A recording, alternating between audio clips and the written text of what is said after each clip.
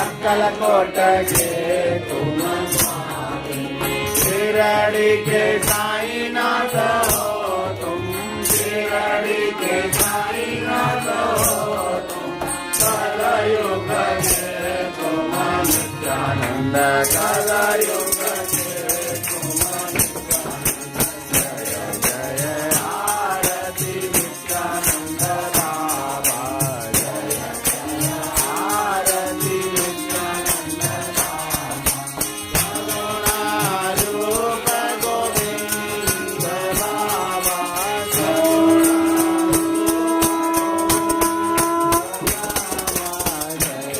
जय आरती नित्यानंद बाबा।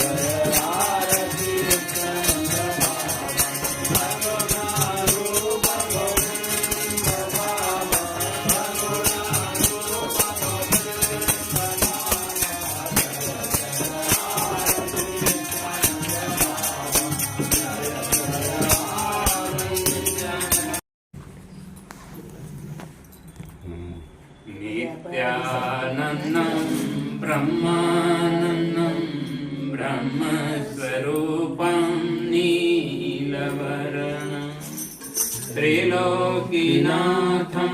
श्रीगुरुदेवम् ॐ नमो नित्यानन्दम् ॐ नमो नित्यानन्दम् श्रीमद्पूज्यपदारविन्दयुगलौ ध्यायन् सदा वैरदी वादेन्द्रप्रतिभापनुदनकला सम्यक् समासादिता जिनेन्द्रै जगदीश्वरै च विमला प्रीतिर्बुद्धिस्थिरा पूज्य श्री विजयेन्द्र सूरि गुरवे कुर्मः प्रणामाञ्जलि कुर्मः प्रणामाञ्जलि।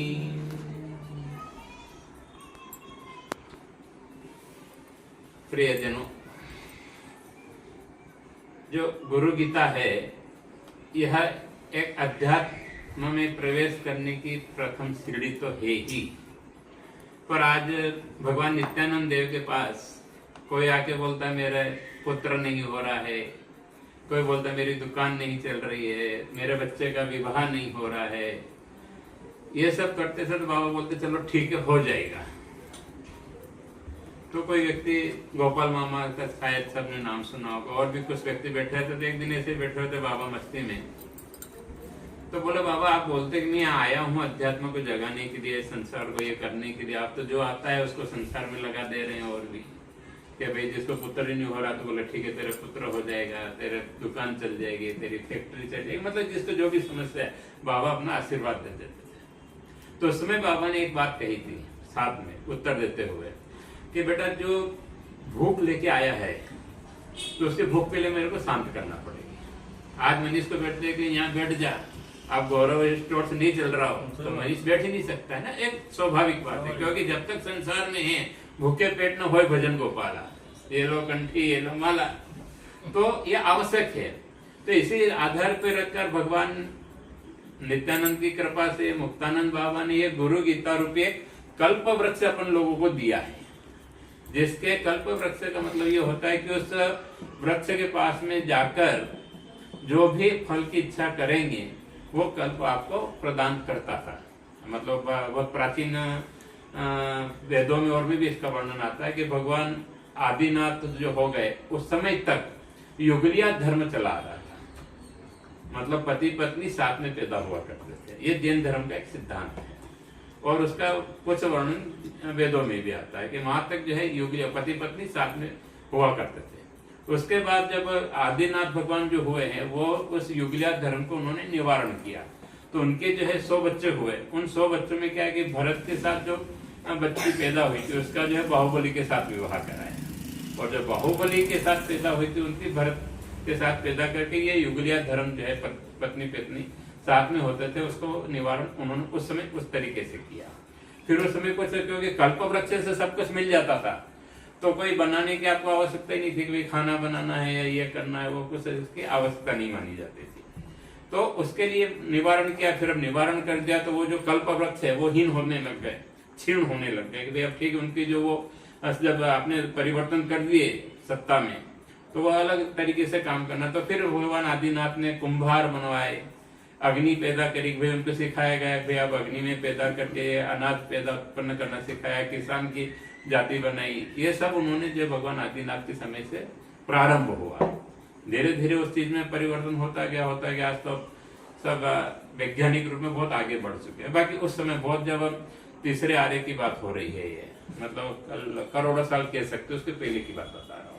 ऐसा वेदों में भी आता है, जैन धर्म के ग्रंथों में भी इसका वर्णन आता है। तो कल्प वृक्ष के पास में जाके जिसको भी चाहते भूख लग रही, भैया मेरे को भूख लग रही, मेरे को आज साबुदाना चाहिए, तो साबुदाना मतलब जिसको जो चाहिए था उसको वो मिल जाता था। तो बाबा ने अपने लिए आज कलयुग में यह भी एक कल्प वृक्ष के समान ही है गुरु गीता जो है। तो अगर मैं ये भी बोलता हूँ कई बार, मतलब मेरे अपने निजी अनुभव की बात बता रहा हूँ अब, कि भाई किसी घर में कोई तकलीफ आ रही है, मैं बोलता हूँ ठीक है भाई गुरु गीता करवा लो। तो गुरु गीता करने से क्या है कि और सामूहिक रूप व्यक्तिगत करेंगे तो उसका अलग लाभ है, पर सामूहिक रूप से करने से उसका विशेष लाभ होता है, ऐसा बताया गया है। तो सामूहिक रूप से करने से पीछे उसके पीछे कारण और भी कि क्या पता किसके रूप में बाबा वहां पर आ गए, या जो भी कोई देव है, आपके घर के देवता हैं, कुल देवता हैं, ग्रह देवता हैं, गांव देवता है, कोई भी किसके रूप में आ गए। और जब कोई देव आते हैं तो उनका जो है प्रकाश चारों तरफ फैलता है।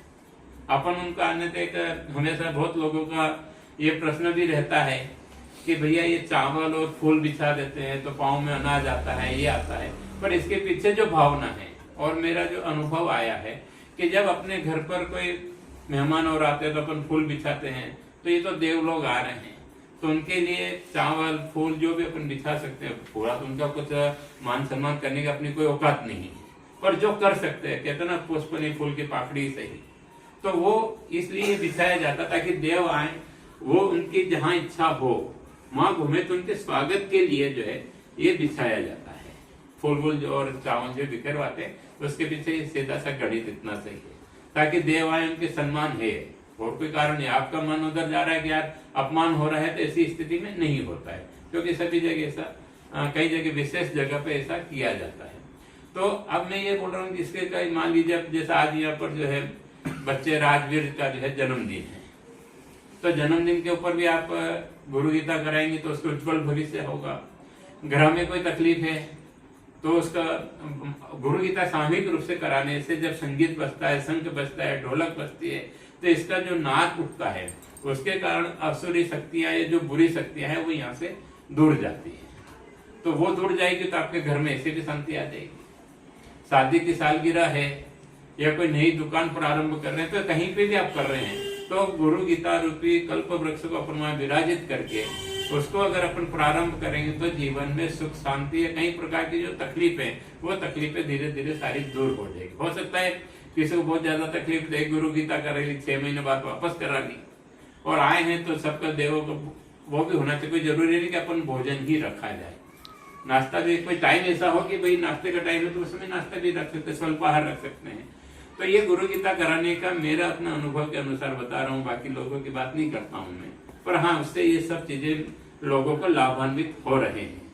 इसलिए हर जगह गुरु गीता है, चाहे वो जन्मदिन पर हो, किसी का पुण्यतिथि के ऊपर भी कर रहे हैं, तो जो अपने पूर्वज हैं उनको इसका फल पहुंचता है। वो जिस स्थिति में है उस स्थिति में वहां पर मान लीजिए कोई तकलीफ में और हो, कोई अधोगति में गए हुए हो, तो उनके नाम से बार बार करने से उनको वो अधोगति दूर होके सामान्य गति या फिर उसके बाद देव गति में भी जा सकता है। अगर कोई देव गति में गए हुए हैं तो वो और ऊंची अवस्था को प्राप्त होते हैं, तो उनके नाम से भी करना चाहिए।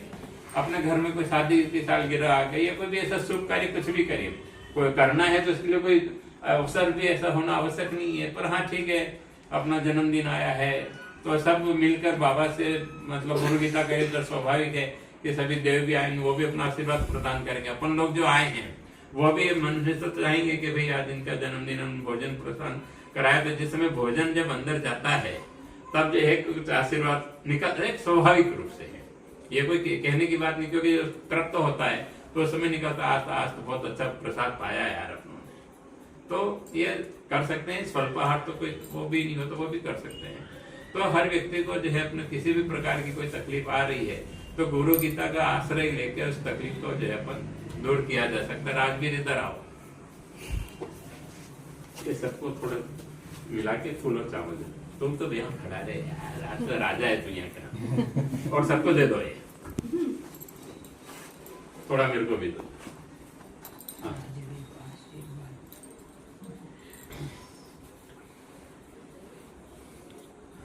तो ये जो फूल और चावल आज ही मियाँ अभी तक हमने किसी के साथ ये फूल चावल का उपयोग किया नहीं है, ये पहली बार अभी ऐसा आया कि भाई अपन जो है आशीर्वाद स्वरूप कोई व्यक्ति किस रूप में है क्या नहीं, तो उसमें जो फूल बरसाएगा तो स्वाभाविक रूप से उसका आशीर्वाद निकलेगा ही, और क्या पता कौन से देव आके इसके ऊपर पुष्प वर्षा करे। जन्मदिन है तो अच्छी चीज है, तो अभी आएगी ऐसा ये कर देना चाहिए।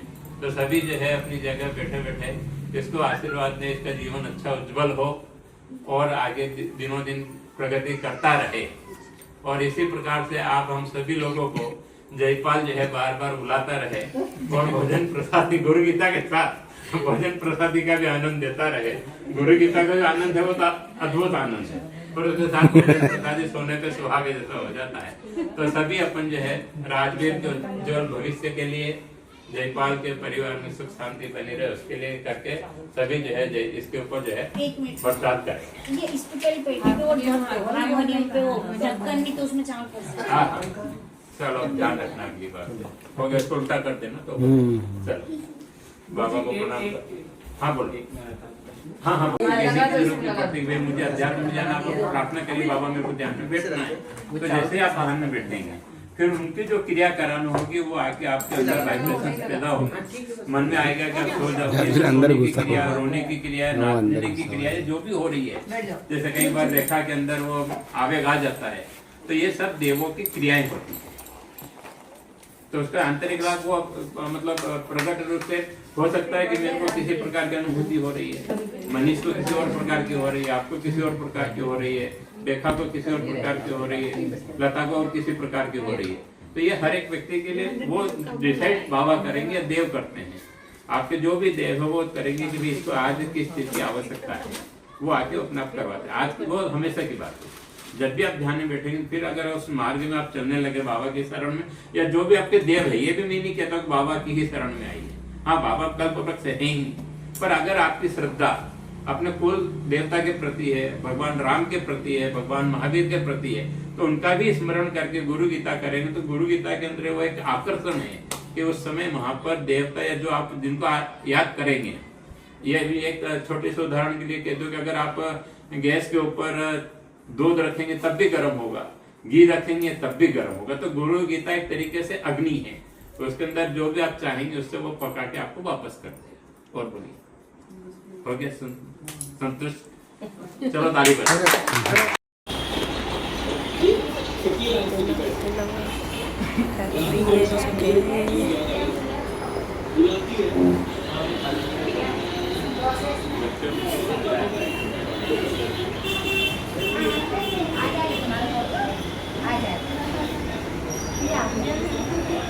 राजवीर आओ ना बेटा।